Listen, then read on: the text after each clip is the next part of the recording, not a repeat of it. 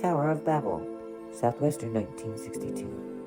Noah and his sons had a fresh new world in which to begin life again. This family was the only one on earth, as Adam's family once had been. They made their new homes, and after a while Shem, Ham, and Japheth each had a big family of his own. These children grew up and had children of their own, and again there were many people on the earth. Before the flood, everyone had lived in the same area, but now they began to scatter and build their homes in different places. God wanted people to move so that one day they would use all parts of the earth for their home. That way, people like Noah's family, who wanted to do right, could move away from the wicked people they were living near and either go off by themselves and move near other godly families. Some people moved south from Mount Ararat, where the ark had landed, and lived in a plain in the land of Shinar.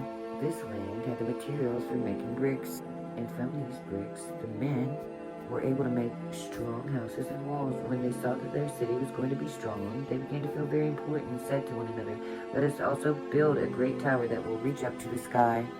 Then we will not be scattered about the earth and separated from one another." They set about with great energy to build the tower. Some made bricks, some made mortar to put them together, and others laid bricks one story above the other. As the tower rose higher and higher, the people felt more and more important and pleased with themselves. When God saw the city and the tower the men were building, he was not pleased.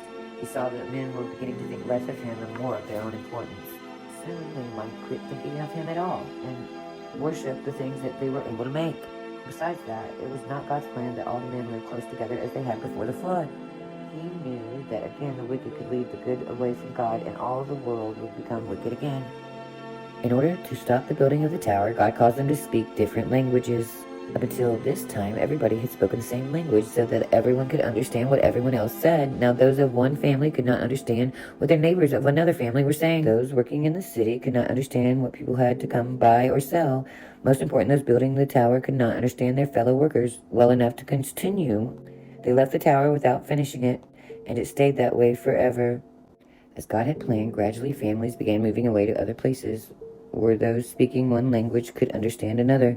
Afterwards, the city was named Babel, which means confusion. Even later on, it was known as Babylon, and it was an important city in that part of the world. But those that left went in all directions and settled in other lands as God led them. Man, thank you, Jesus, for this wonderful story.